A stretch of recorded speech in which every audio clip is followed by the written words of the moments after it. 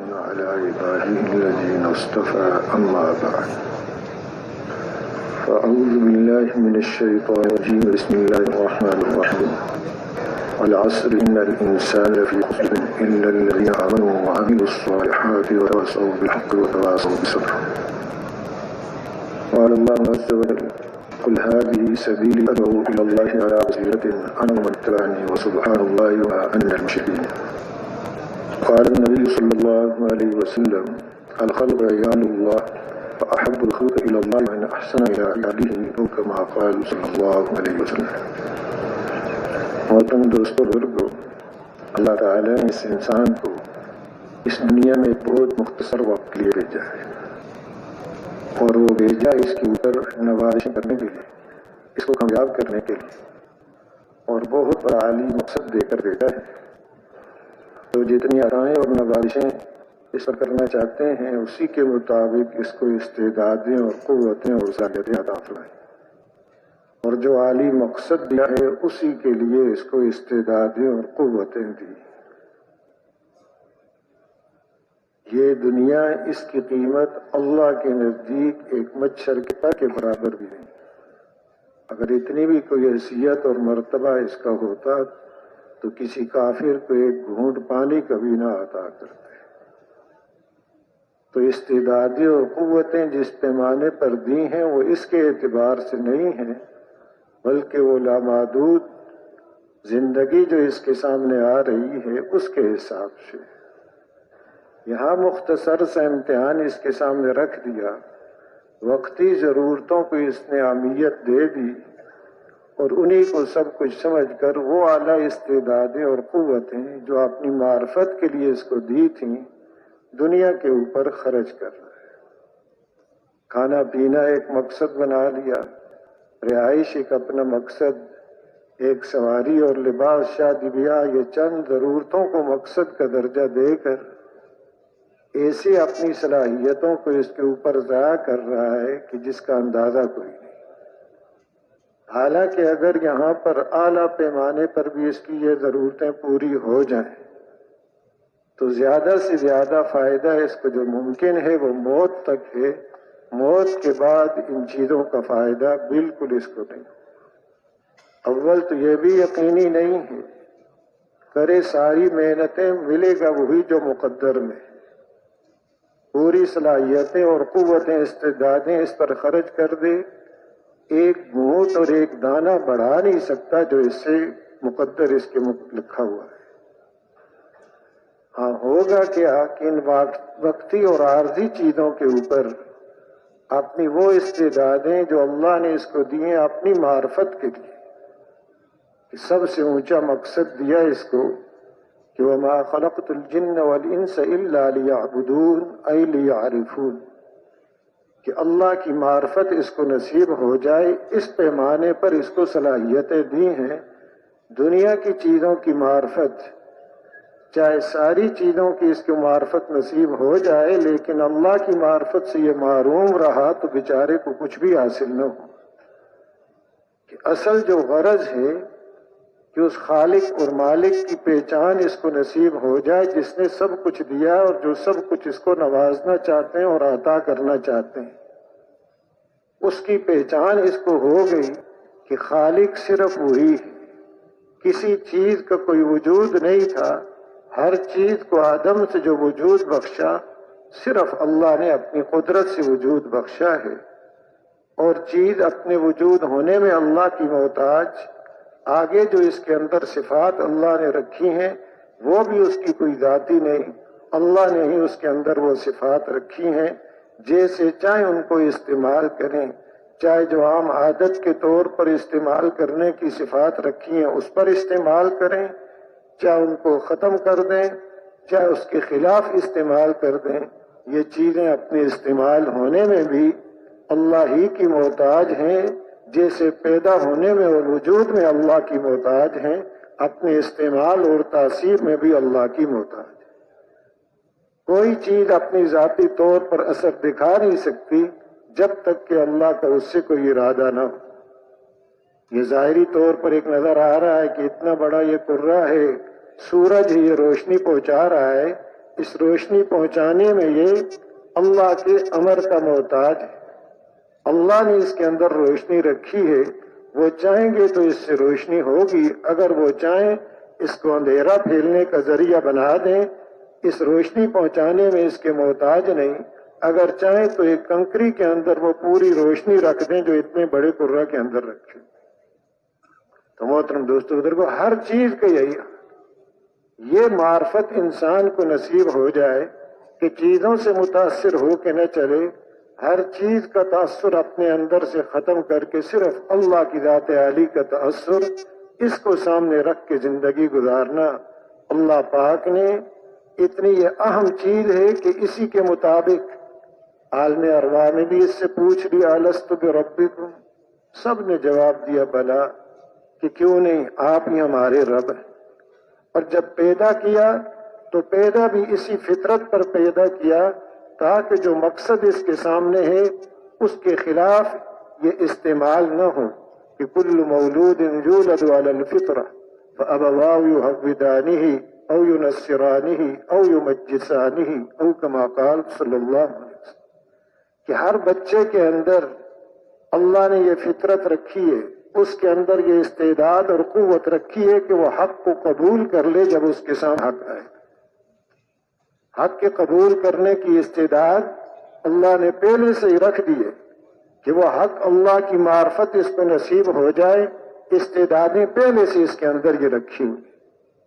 آگے جو جو شعور اس کا بڑھتا ہے تو پھر وہاں پر بھی یہی چیزیں اس کی کہ اپنے شعور کو اگر صحیح استعمال کرے تو وہ شعور بھی اپنی معرفت جو اللہ نے اس کے لیے مقدر کی ہے اسی کے لیے وہ شعور بھی اس کی مدد کرتا ہے۔ اگر اپنے اس شعور اور سمجھ کو بھی ماتے ہر کیا ہے کہ الضمیر رویت وحدہ لا شریک لہ، کہ جو گھاس بھی زمین سے اگ رہا ہے وہ اس بات کی دعوت دے رہا ہے کہ خالق اور مالک صرف ایک اللہ۔ تو مقصد اس کا کسی موقع پر بھی اس سے ذرا سی بھی توجہ کرے تو اللہ پاک جو مہربان ہیں، جو چاہتے ہیں اس کو نوازنا، وہ جو اس کو کامیابیاں عطا کرنا چاہتے ہیں اور سب سے زیادہ محبت کرنے والے اس سے وہ اللہ ہے۔ ماں کی محبت کی ایک مثال دی جاتی ہے، لیکن ماں سے بھی زیادہ محبت کہ ماں خود جاگتی ہے اور بچے کو سلاتی ہے، خود بھوکا رہتی ہے اور اس کو کھلاتی ہے، خود پیاس برداشت کر لیتی ہے اور اس کو پلاتی ہے، ہر قسم کی تکلیف اس بچے کے لیے گوارا کرتی ہے۔ یہ اس کی ایک محبت کی ادنا سی مثال۔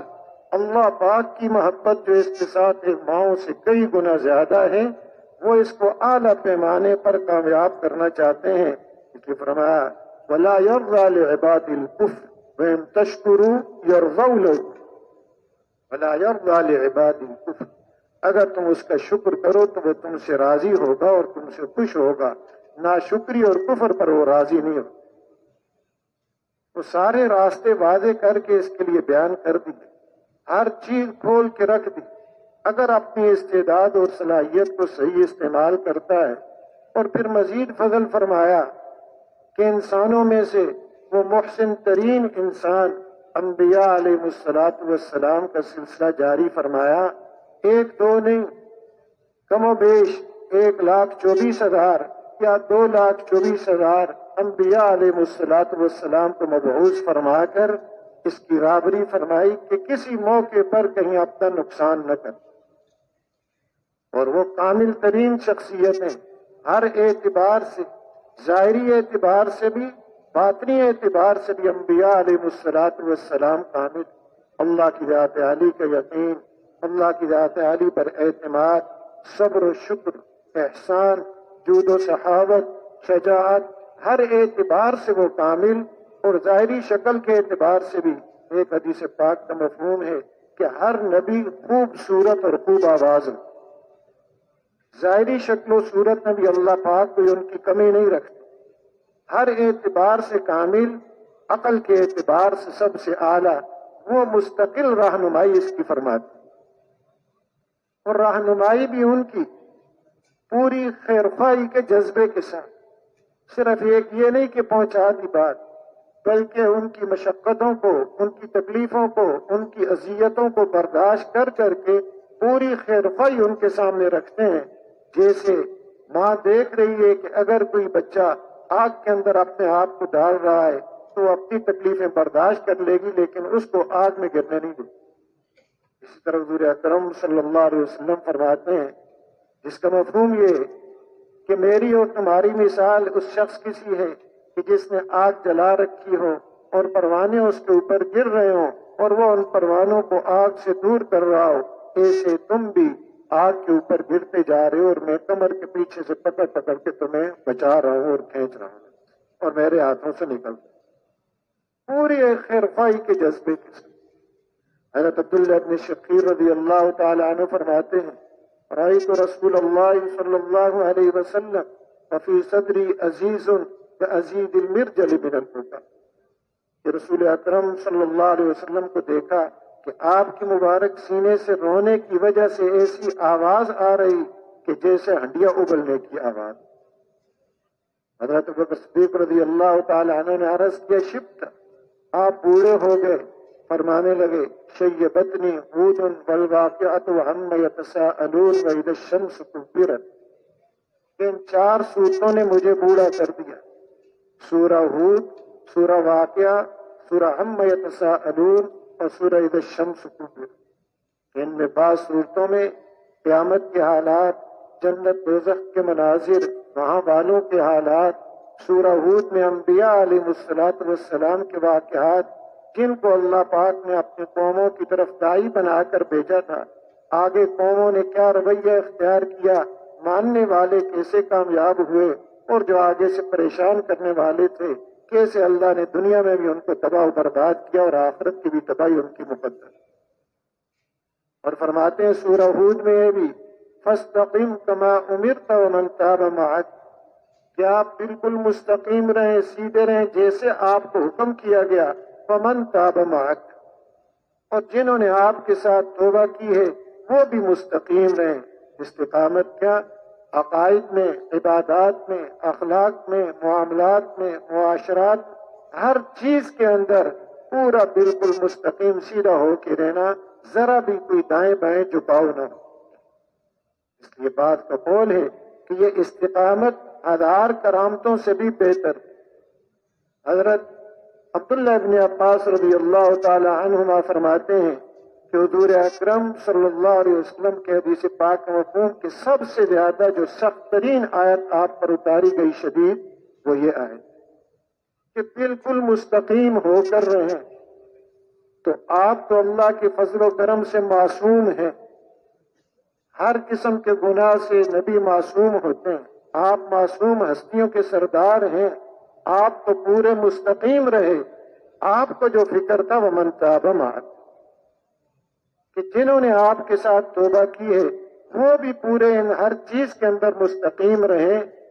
تو یہ امر اس چیز کی وجہ سے امام بہقی رحمۃ اللہ علیہ فرماتے ہیں کہ یہ 2 حدیثیں آپ کی یہ کیفیت ان کی وجہ سے، ایک تو اس کی یہ وجہ ہے کہ آپ کو اللہ کی انتہائی معرفت نصیب تھی، اور دوسرا آپ کے اندر امت کی خیرخواہی، امت کے بارے میں جو آپ کو غم لگا ہوا تھا اس کی وجہ سے آپ کی ایک کیفیت.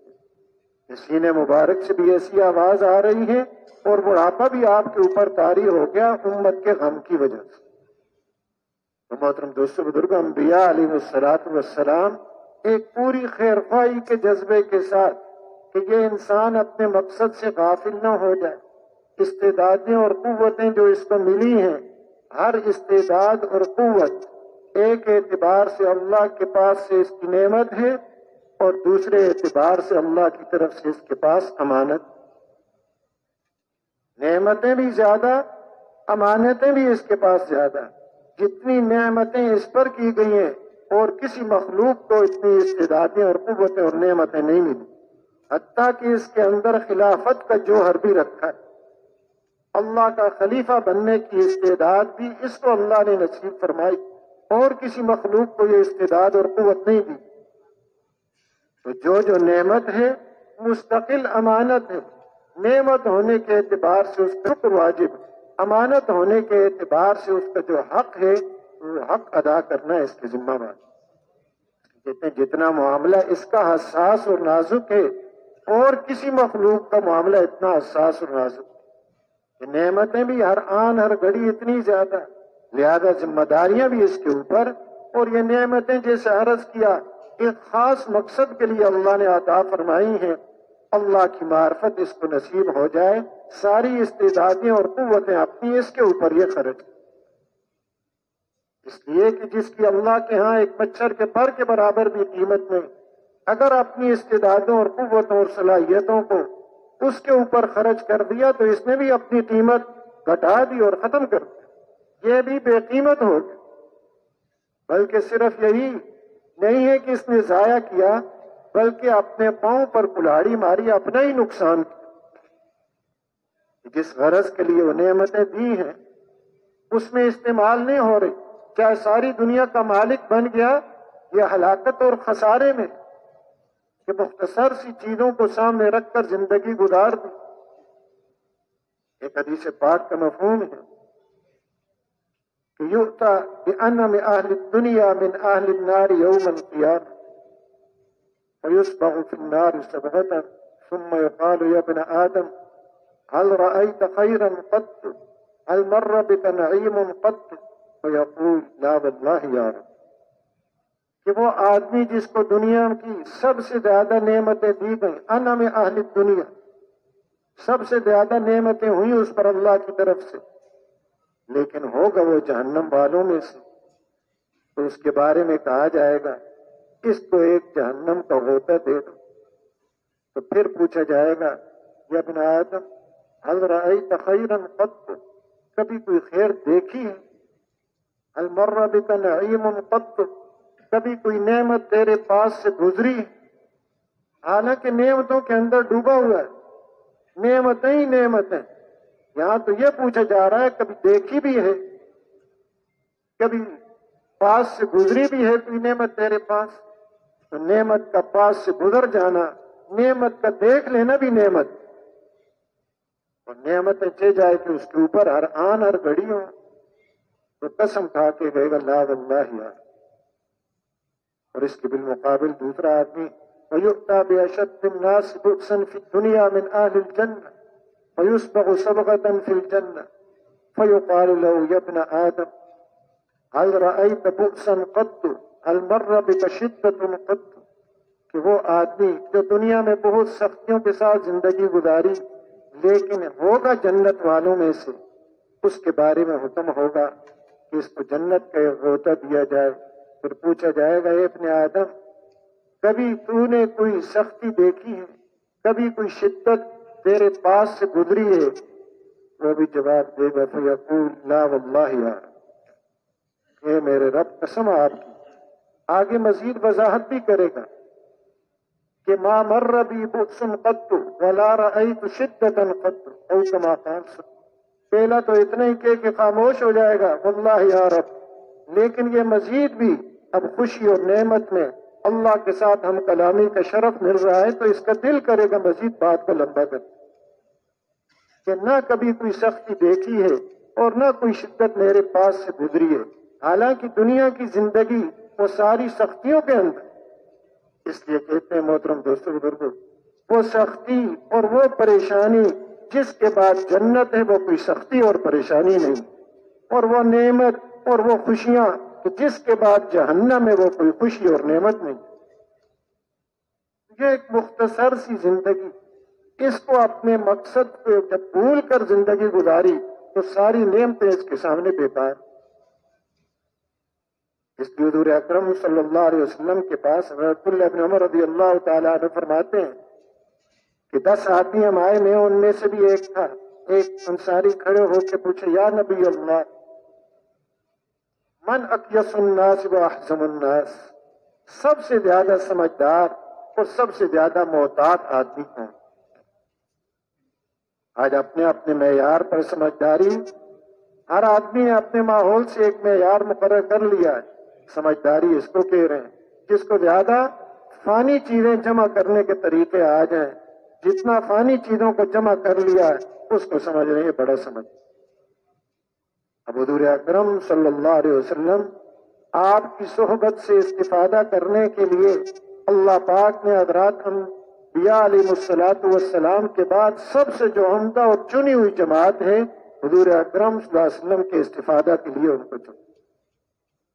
ان کو اسی اعتبار سے اللہ نے سمجھ دی ہے، ان کے سوالات بھی انتہائی سمجھ والے کہ صحابہ بھی حضور اکرم صلی اللہ علیہ وسلم کی سمجھ سے پورا فائدہ اٹھا کر پوری امت تک، قیامت تک آنے والی انسانیت تک برابری کرنے کے لیے اللہ نے ان کو چنا ہے.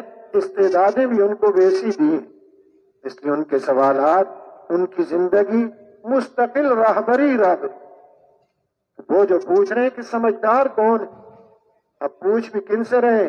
جو سارے نبیوں کے سردار اور پوری انسانیت میں سے سب سے زیادہ سمجھدار، اور جن کو اللہ پاک نے وہ سمجھ عطا کی اور کسی مخلوق کو وہ عطا ہی نہیں کی، وہاں پہنچ ہی نہیں سکتی.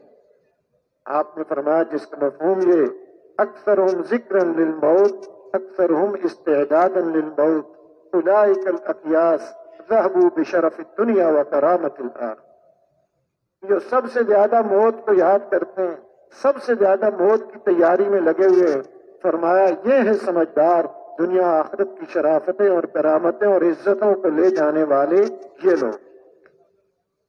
آخرت کو سامنے رکھ کر اپنی استعدادوں اور قوتوں اور صلاحیتوں کو خرچ کرنا، اللہ کی پہچان اور اللہ کی معرفت، لامحدود نعمتیں جو اس کے لیے اللہ نے تیار کر رکھی ہیں، ان کے لیے اپنی استعدادوں اور قوتوں کو خرچ کرنا، یہ آدمی کی سمجھداری. یہی تو ایک بہت بڑا فرق. کس کو ترجیح دی جا رہی ہے؟ فانی کو ترجیح دی جا رہی ہے یا باقی کو؟ پوچھا جائے تو ہر آدمی یہی کہے گا کہ باقی کو ترجیح دینی چاہیے، لیکن عملاً ہماری زندگی بتا رہی ہے کہ ہم فانی کو ترجیح دے رہے ہیں، باقی کو چھوڑ. ما عندکم ینفد وما عند اللہ باق. جو کچھ ہے تمہارے پاس وہ سب کچھ ختم ہونے والا ہے، جو اللہ کے ہاں ہے وہ باقی رہنے والا ہے. اللہ نے آخرت کی نعمتیں اس کو عطا کرنے کے لیے بنائی. ویسی اللہ پاک کو ان کی ذرا برابر بھی کوئی ضرورت نہیں، کسی ایک کے بھی وہ محتاج نہیں ہے، اس کو عطا کرنا چاہتے ہیں اور اسی کے استعداد کے اعتبار سے استعداد بھی اس کو دیے. اب یہ چاہتا ہے کہ اس مختصر سی زندگی میں وہ کامیابیاں اس کو مل جائیں، کیونکہ اصل تو یہ جنت کا باشندہ ہے، وہاں سے آیا ہے، اندر اس کی تمنائیں وہ رکھی ہوں، اور وہ چاہتا ہے اس مختصر جگہ پر چھوٹے برتن میں یہاں پر وہ کامیابیاں مل جائیں، تو اس میں تو پھر ٹکرا ہی ٹکرا. اگر ساری دنیا بھی ایک آدمی کو دے دی جائے، اس کی بھی یہ چاہت کو پورا نہیں کر سکتی، اس لیے کہ جگہ ہی چھوٹی ہے. اس کے اندر جو چاہتوں کا سمندر اللہ نے رکھا ہے وہ یہاں پورا ہو ہی نہیں سکتا. تو یہاں پورا کرنے کی کوشش کرے گا تو پریشان ہوگا، وقت ضائع کرے گا اور پریشانیاں اس کی بڑھتی رہیں. وہ چاہتے پورا ہونے کے لیے اللہ نے جنت کو کہ فلا تعلم نفس ما اخفی لهم من قرۃ اعین، کہ کوئی جی جانتا نہیں، نہ کوئی فرشتہ جانتا ہے، نہ اور کوئی نبی جانتے ہیں، کوئی جی نہیں جانتا. اللہ نے آنکھوں کی ٹھنڈک کا کیا سامان تیار کر رکھا ہے، وہ اس کے لیے وہاں پر ہے.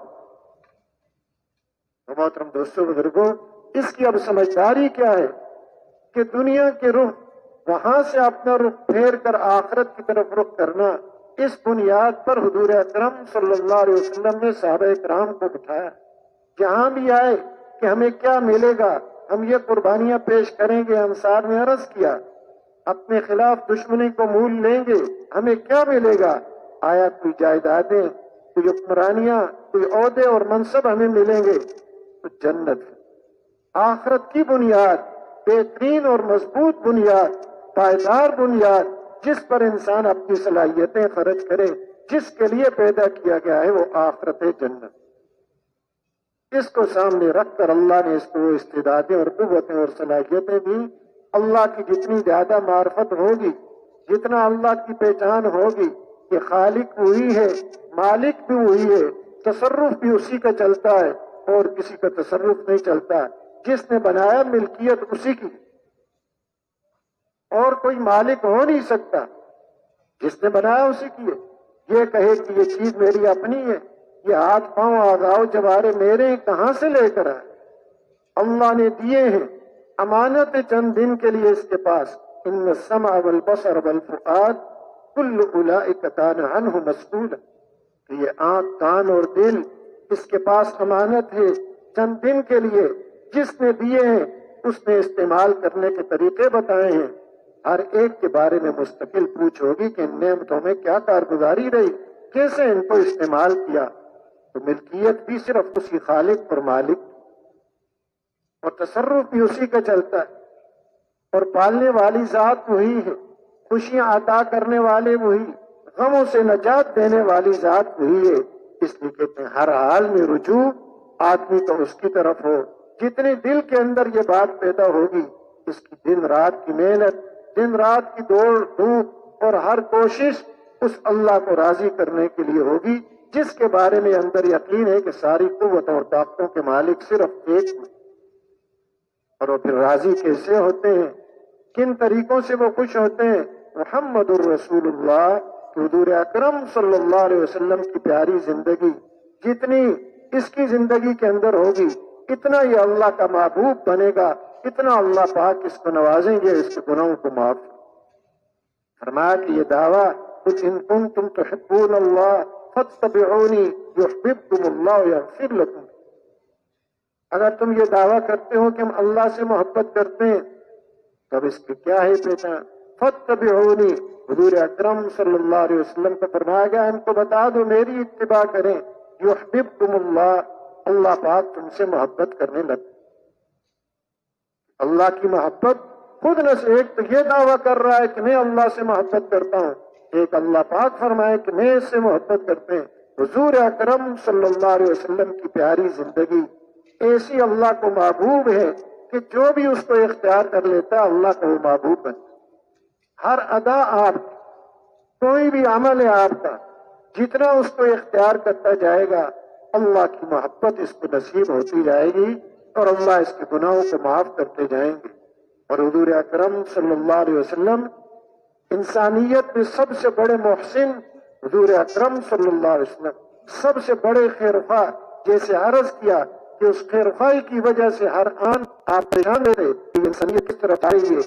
ہر بات جو بھی خیرخواہی کی تھی پوری اس میں آپ نے رہنمائی فرمائی اور شفقت کے جذبے کے ساتھ تکلیفوں کو برداشت کر رہے ہیں، ذرا برابر اس خیرخواہی میں کمی نہیں کرتے. ماں باپ اتنا خیرخواہ نہیں ہے، تعلق والے اور اتنے خیرخواہ نہیں ہیں جتنے حضور اکرم صلی اللہ علیہ وسلم انسانیت کے خیرخواہ ہیں. حتیٰ کہ چھوٹی چھوٹی باتوں کی بھی، ویسے تو آپ کی کوئی بات چھوٹی نہیں لیکن نسبت کے اعتبار سے آپس میں آپ ہر بات کی رہنمائی فرما رہے ہیں. یہ بھی آپ فرما رہے ہیں کہ اگر رات کو سونے لگو دروازوں کو بسم اللہ پڑھ کے بند کر. اب مستقل رہنمائی فرما رہے ہیں کہ شیطان ایک باطل طاقت پورا زور لگا کر اس دروازے کو کھول نہیں سکتا جس کو بسم اللہ پڑھ کے بند کیا.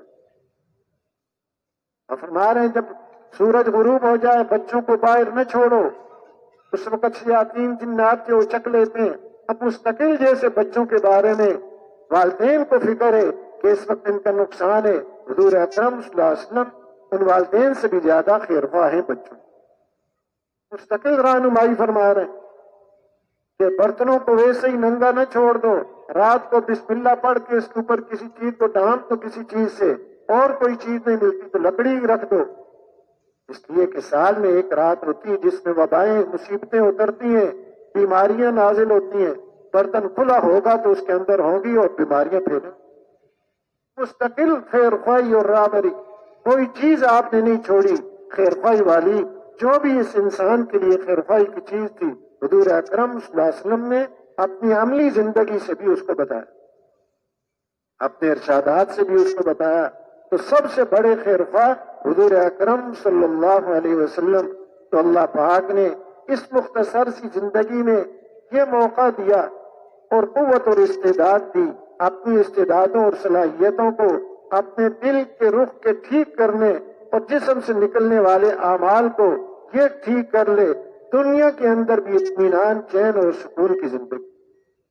آج ہر ایک کی کوشش اسی کے لیے، لیکن اللہ نے یہ رکھا کہاں پر ہے؟ دین کے اندر رکھا. آج جو کوششیں کی جا رہی ہیں اسی کے لیے ہی ہو رہی ہیں، لیکن کیا ہے؟ جیسے فرماتے ہیں کہ نہ جاننا بھی جہالت اور غلط جاننا بھی جہالت۔ نہیں جانتا وہ ایک درجے کا جاہل، جو غلط جان رہا وہ دوہرا جاہل۔ کامیابیوں اور اطمینان اور چین اور سکون اللہ نے دین میں رکھا ہے، اس کو دین کے علاوہ اور چیزوں میں سمجھ لینا یہ غلط جان، یہ دوہری جہالت۔ دوہری جہالت، ایک کو تو پتہ کوئی نہیں کہ یہ کیا چیز ہے، وہ بھی اس چیز کا جاہل ہے، دوسرا کہہ رہا ہے میں جانتا ہوں لیکن غلط بتا رہا ہے، تو نہ جاننے میں تو وہ بھی برابر اور آگے غلط بتا رہا، اس سے ایک درجے اور آگے بڑھو۔ آج ساری انسانیت اس جہالت میں، کامیابی جہاں اللہ نے رکھی، عزت جہاں پر اللہ نے رکھی، الفتیں اور محبتیں جہاں پر رکھی ہیں، وہاں پر تلاش نہیں کر رہے، سمجھ رہے ہیں دوسری چیزوں کے اندر ہیں، اس کے اوپر اپنی ساری صلاحیتیں لگا رہے ہیں، تو انسانیت ایک بہت بڑے دھوکے میں پڑی۔ وہ استعدادیں اور قوتیں جس پیمانے پر دی گئی اسی کو خرچ کر رہا ہے ایک دھوکے کے اوپر۔ دھوکہ کیا ہے؟ دھوکہ یہ ہے کہ نظر کچھ آ رہا ہے، نتیجہ کچھ اور نکل رہا ہے، سمجھ رہا ہے یہاں پر کامیابی ہے، نتیجہ کچھ اور ہے۔ دھوکہ آج کہ اسباب راحت کا نام راحت رکھ دیا، چیزوں سے عزت کی نظر آ رہی ہے تو ان چیزوں کو عزت کا سمجھ لیا کہ اس سے عزت ملتی ہے، حالانکہ راحت اور چیز ہے، اسباب راحت اور اسباب راحت کو تو یہ اختیار کر سکتا ہے، راحت اور اطمینان چین سکون اللہ کے خزانوں سے آئے۔ چاہے لاکھوں کا یہ بستر خرید لے، اگر اس کے مقدر میں نیند اور آرام نہیں ہے تو اس بستر سے اس کو رات آرام مل نہیں سکتا، وہ تو اللہ کی طرف سے آئے گا۔ تو مقصود تو وہ راحت ہے، مقصود کوئی دوائیاں یہ چیز نہیں، مقصود تو صحت، چیزوں کا مل جانا، یہ کوئی مقصود کا حاصل ہو جانا نہیں۔ آج ساری کوشش و دوڑ دھوپ کسی کے اندر یہ سمجھ رہا ہے کہ اس عہدے کے اندر عزت ہے، اس سواری کے اندر عزت ہے، اس مکان اور جائیداد کے اندر عزت ہے، کل وہ چیزیں چھن گئی اب کوئی پوچھتا بھی نہیں، تو انہی کے اوپر اپنی صلاحیتیں کہ سمجھ کچھ رہا تھا نتیجہ کچھ اور نکل۔ انبیاء علیہ الصلوۃ والسلام کو مبعوث فرمایا کہ اس دھوکے سے انسانیت کو نکالے، کہ بہت بڑا دھوکہ ہے، بہت بڑا خطرہ ہے، اور یہ ہر ایک کے اوپر موت کے وقت کھل جائے۔ موت سے پہلے پہلے تو ہر آدمی اپنے بارے میں دعویٰ کر رہا ہوتا ہے کہ میں کامیاب جاؤں، کوئی بھی ناکامی کے لیے محنت نہیں کر رہا، ذرا سے بھی عقل جس کو اللہ نے دے رکھی ہے وہ اپنی صلاحیتیں کامیابی کے لیے لگا رہا ہے۔ کسی سے پوچھیں بھائی دن رات تھک رہے ہو، پڑھ آ رہے ہو، اپنے جسم کو تھکا رہے ہو، سفر پہ سفر کر رہے ہو، گھر والوں کی جدائیاں برداشت کر رہے ہو، کس کام کے لیے؟ کامیاب ہونے کے۔ ناکامی کے لیے کوئی محنتیں نہیں کر رہے، کامیابی کے لیے محنتیں کر رہے ہیں، لیکن آیا ہر محنت کرنے والا کامیاب ہے؟ اپنی صلاحیتوں اور استعدادوں اور قوتوں کو جس مقصد کے لیے دیا وہاں اگر خرچ نہیں کر رہے تو چاہے اپنے دعووں کے اعتبار سے کتنا ہی اپنے آپ کو کامیاب سمجھ لے، حقیقت موت کے وقت سب کے اوپر تھی۔ قرآن پاک میں اللہ پاک نے قوموں کے قصے بیان کیے، اشخاص کے قصے بیان کیے، دعوے کرنے والے تھے بہت، اپنی کثرت پر دعوے کرنے والے، جسمانی قوتوں پر دعوے کرنے والے، اور اسی طرح صنعت اور حرفت پر دعوے کرنے والے، اپنی تجارت اور منڈیوں پر دعوے کرنے والے، اپنی بادشاہی پر دعوے کرنے والے، حقیقت دنیا میں ہی اللہ نے ان کے اوپر کیا۔ فرعون بھی اپنی محنت میں اپنے آپ کو کامیاب سمجھ رہا ہے کہ میں کامیاب جا رہا ہوں، اور اپنی قوم کو بھی بیوقوف بنا رکھا تھا، کہہ رہا ہے الیس لی ملک مصر وہذہ الانہار تجری من تحتی افلا تبصرون، کیا یہ میرے لیے ملک مصر نہیں اور یہ میرے محلات کے نیچے میرے نہیں جاری ہو رہی، چل نہیں رہی؟ افلا تبصرون، کیا تم دیکھ نہیں رہے؟ اب ان کو بھی بیوقوف بنا، اور آگے امن خیر من هذا الذي هو مهين ولا يكاد يبين فلولا القي عليه اسورة من ذهب او جاء معه الملائكة مقترنين فاستخف قومه فاطاعوه انهم كانوا قوما فاسقين، کہ کیا اب موسیٰ علیہ السلام کے بارے میں نعوذ باللہ معین گٹھیا کا لفظ بول رہے، اپنے آپ کو ان عہدوں اور ان حکومت اور ملک مصر اور سونے کے کنگن پہن رہا ہے اور فوجیں اس کے سامنے دست بستہ کھڑی ہیں، تو یہ عزت کی چیزیں اپنے آپ کے لیے سمجھ رہا ہے۔ اس پر فخر کر کے اپنی قوم کو بھی بے وقوف بنایا، فرمایا کہ پھر اس بے وقوف قوم نے اسی کی اطاعت کی اور وہ بھی فاسق۔ اب دعوے یہ کر رہا ہے، محترم دوست بزرگوں، آج بھی یہ دعوے چل رہے ہیں۔ یہ قرآن میں جو قصے بیان ہوئے ہیں یہ کوئی تاریخی کتاب نہیں ہے کہ تاریخ دہرائی جا رہی ہے، یہ حقائق ہیں اور ہدایت کی کتاب ہے۔ اور اللہ پاک نے اس امت کے سامنے پہلی قوموں اور افراد کے یہ حالات بیان کیے تاکہ یہ امت جس طبقے میں، جس لائن پر، جس شعبے میں جو بھی محنت کر رہا ہے وہ اپنے آپ کو دیکھے، کہیں کثرت میں تو نہیں پھنسا ہوا اس کے زوم میں، کہیں اپنی صنعت و عرفت اور تجارت کے زوم میں تو نہیں ڈوبا ہوا، اور کہیں اپنی ذاتی شخصی عہدوں اور ان چیزوں کے اوپر تو فخر نہیں کر رہا۔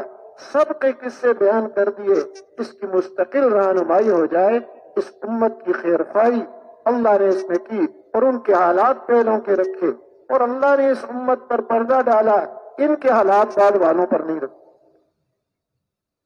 یہ کیسی پر اللہ نے اس کی رہنمائی کے لیے پہلوں کے حالات کو بیان کریے تاکہ یہ ان سے سبق حاصل کر لے اور اپنے ایمان اور یقین اور اعمال کو یہ ٹھیک کر لے۔ دنیا کی زندگی بھی اس کی اعلیٰ پیمانے پر بنائیں گے، آخرت کی زندگی بھی، حقیقتیں اس کو نصیب ہوں گی۔ کامیابیاں اللہ نے دین میں رکھی ہیں، ظاہری دنیا جس کو ہم مقدم سمجھتے ہیں، عملی طور پر اس کا بننا بھی اللہ نے دین کے اندر رکھا۔ دنیا کی حقیقت، دنیا کی حقیقی لذت وہ بھی اس دین والوں کو نصیب ہوگی، دوسروں کو نصیب ہو ہی نہیں سکتی۔ حقیقی عزت وَلِلَّهِ الْعِزَّةُ وَلِرَسُولِهِ وَلِلْمُؤْمِنِينَ، حصر کے ساتھ فیصلہ فرما دیا، صرف اللہ کے لیے ہے، اللہ کے رسول کے لیے اور ایمان والوں کے لیے ہے، اور باقی کسی کے لیے عزت ہے ہی نہیں۔ ایک دھوکہ ہے، جیسے عرض کیا چیزوں کا نام عزت رکھ۔ امام زین العابدین رحمۃ اللہ علیہ حضرت علی رضی اللہ تعالیٰ عنہ کے طواف کرنے کے لیے تشریف لائے۔ اس وقت جو خلیفہ زادہ تھا وہ بھی آیا ہوا تھا۔ اب ظاہری حکومت ان کے پاس، اس کے ساتھ آدمی تاکہ یہ طواف کر لے خلیفہ زادہ، کوئی حجر اسود کا بوسے کا موقع مل جائے، لوگوں کو دھکے دے رہے ہیں۔ جب امام زین العابدین رحمۃ اللہ علیہ تشریف لائے، مجمع فوراً ایک طرف چھٹ گیا، آئے حجر اسود کا بوسہ دیا، طواف شروع کر۔ اس کے ساتھ جو لوگ تو پوچھنے لگے یہ کون ہے؟ وہ جانتا تھا لیکن حسد کی وجہ سے کہنے لگا مجھے پتہ نہیں تھا۔ اس وقت ایک شاعر اس نے کہا تو نہیں جانتا ان کو، یہ کون شخص ہے، کون سی ہستی ہے یہ تو وہ ہیں جن کو عرب جانتے ہیں، جن کو عجم جانتے ہیں، جن کو بیت اللہ جانتا ہے، جن کو حل جانتا ہے اور جن کو حجر اسود جانتا ہے۔ تو نہیں جانتا تو تیرے نہ جاننے کی کوئی پرواہ نہیں۔ تو عزتیں اللہ کی طرف سے، عزتیں اللہ نے دین میں ایمان والوں کے لیے اللہ نے رکھی ہوئی ہیں۔ امام عبداللہ ابن مبارک رحمۃ اللہ علیہ، امام بخاری رحمۃ اللہ علیہ کے استاد، امام ابو حنیفہ رحمۃ اللہ علیہ کے شاگرد بغداد پہنچے، ایسا مجمع ان کے استقبال کے لیے نکلا سواریوں پر کہ گرد و غبار، اور پھر چھینک آئی اس پر الحمدللہ کہا۔ مجمع نے یرحمک اللہ جواب دیا تو اتنا شور کہ ہارون رشید کی بیوی گھر میں یہ آواز آئی یہ کیا ہو گیا، کوئی بغاوت تو نہیں ہو گئی؟ تو تحقیق کے لیے آدمی بھیجے، حالانکہ ہارون رشید نیک دل آدمی، ایک سال خود حج پہ جاتا ہے، ایک سال علماء اور ان کی اولادوں کو بھیجتا ہے اور جہاد کے لیے مستقل کاروائیاں کر رہا ہے، کوششیں دین کی پھیلانے کی۔ لیکن عبداللہ ابن مبارک رحمۃ اللہ علیہ پوری زندگی 6 مہینے حدیث کی خدمت میں اور 6 مہینے اللہ کے راستے میں جہاد کے لیے، اور ایسا خرچ کرنے والے کہ دنیا کی ایسی بے رغبتی، کہہ رہے ہیں جو جتنی کھجوریں کھائے گا اتنے اس کو درہم دیے جائیں گے، ذرا برابر بھی دنیا کی رغبت اندر نہیں۔ ایسی احتیاط کی زندگی گزارنے والے، کسی سے قلم مانگ لیا، ایک ملک سے واپس آ گئے اپنے ملک میں، عاریتاً مانگا ہوا قلم دوبارہ پورا سفر کر کے وہاں پہنچا کر آئے کہ مانگ کر لیا قلم اس کا پہنچانا ہے، امانت ہے میرے پاس، تو دین والی زندگی کی وجہ سے ایسی محبت، اب یہ چیزیں جو لوگوں کے دلوں کے اندر آئی تو اتنا آواز اٹھی تو ڈاک بھی بغاوت تو نہیں ہو گئی، تحقیق کے لیے آدمی بھیجے تو پتہ چلا نہیں یہ تو امام عبداللہ ابن مبارک رحمۃ اللہ علیہ تشریف ہے۔ وہ بیوی خامد سے کہنے لگی حکومت تمہاری ہے یا ان کی ہے؟ دلوں پر جو حکومت اللہ نے عطا کر رکھی ہے وہ ان کو عطا ہے، تو اللہ نے عزتیں دین کے اندر رکھی، باقی سراسر ایک دھوکہ ہی ہوتا ہے، اپنی صلاحیتوں اور استعدادوں اور قوتوں کو ضائع کرنا بلکہ اپنے خلاف استعمال کرنا، حقیقت جب کھلے گی اس وقت کوئی فرق۔ اب یہی دعوے کرنے والے کہ جو اپنے دعوے کر رہے ہیں کہ ہمارے لیے یہ ملک مصر اور یہ نہریں اور یہ فوجیں اور یہ کنگن، اب جب پکڑ کا وقت آیا خود بھی ڈوبا اور پوری قوم کو کوئی ذرا برابر بھی اللہ کے ہاں قدر و قیمت نہیں۔ فرمایا فما بکت علیہم السماء والارض، نہ آسمان رویا نہ زمین روئی، ذرا برابر ان لاکھوں کی کوئی پرواہ نہیں۔ لیکن جس نے صحیح رخ پر محنت کی، جس مقصد کے لیے ان کو بھیجا گیا، اس مقصد پر اپنی صلاحیتیں اور قوتیں اور استعدادیں لگائی ہیں، اللہ کے ہاں اتنی قیمت کی اس کا اندازہ نہیں ہو سکتا۔ سعد بن معاذ رضی اللہ تعالی عنہ، اسلام کا زمانہ تقریباً 5 سال کا ان کو ملا، اسلام لانے سے لے کے انتقال تک ایسی محنت کی، ایسی استعدادیں اپنے اوپر خرچ کی، ایسی اندر استعداد اور قوت پیدا ہو گئی۔ بنو قریظہ نے جو غداری کی، حضور اکرم صلی اللہ علیہ وسلم کے ساتھ پہلے معاہدہ کیا ہوا تھا، اب باہر سے جو غزوہ احزاب میں کفار آئے ان کے ساتھ مل کر مسلمانوں کے خلاف ہو گئے، اب پھر حکم ہوا حضور اکرم صلی اللہ علیہ وسلم کو ان کو محاصرہ کرنے کا، 25 دن قلعے میں معصور رہے۔ اب فیصلے کے لیے ان کو چنا کہ سعد ابن معاذ پرانے ہمارے حلیف ہیں، پرانے ہمارے تعلقات ہیں ان کے ساتھ، یہ جو فیصلہ فرمائیں گے وہ ہمیں چاہیے، اس پر ہم تیار ہیں۔ اب ان کو بھی لوگ آ کر کہہ رہے ذرا خیال رکھنا، پرانے تعلقات ہیں ہمارے ان کے ساتھ، سن رہے ہیں ان کی باتیں، لیکن فیصلہ وہ کیا، کہا کہ جو کیونکہ غداری کی ہے تو جو ان کے لڑائی کے قابل ہیں ان کو قتل کر دیا جائے، باقی مال غنیمت ہے ان کا مال جو بھی ہے اور باقیوں کو قید کر دیا جائے۔ آپ نے فرمایا جس کا مفہوم یہ ہے کہ وہ فیصلہ کیا جو ایک بادشاہ کا فیصلہ، اللہ کا فیصلہ۔ اب اس کی وجہ سے پھر بعد میں انہوں نے دعا کی ہوئی تھی، وہ زخم جاری ہو گیا، حضور اکرم صلی اللہ علیہ وسلم اپنے مبارک سینے سے ساتھ لگا رہے ہیں، آپ کے کپڑے خون سے رنگین ہو رہے ہیں، اسی حال میں ان کا انتقال ہوا۔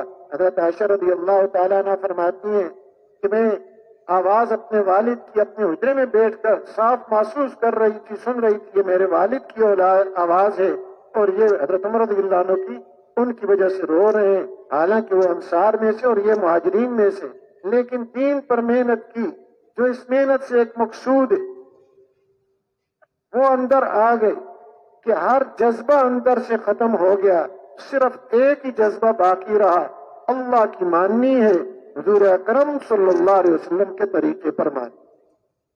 تو پھر روح جب پرواز کی، اللہ کا عرش بھی ان کی روح کے پرواز کرنے پر کانپ اٹھا، کہ ایک محنت ہے، حضور اکرم صلی اللہ علیہ وسلم وہ محنت دے کر گئے اس امت کو، اور خود بھی اور پوری امت کو اس کے اوپر ڈالا، اور آگے رہنمائی فرما گئے۔ ختم نبوت کی برکت سے اللہ نے یہ مبارک محنت اس امت کو نصیب فرمائی ہے۔ تو آج اللہ نے اپنے فضل و کرم سے اسی انداز سے اجتماعیت کے ساتھ، عمومیت کے ساتھ، نقل و حرکت کے ساتھ، کہ ایک فرد کوئی نہیں کر سکتا ہے کہ اجتماعیت اور جماعت کے ساتھ، نقل و حرکت کے ساتھ، کہ یہ ایک جگہ بیٹھ کر نہیں ہو سکتی، پورے عالم تک اس محنت کو پہنچانا ہے، جہاں خود پہنچ سکتا ہے وہاں تک، آگے دوسروں تک۔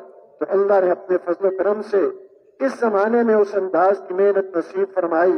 اب یہ قوتیں اور استعدادیں اور صلاحیتیں اسی اعتبار سے اس امت کو دی گئی ہیں، اپنے اوپر بھی محنت کرنا اور پوری انسانیت پر محنت۔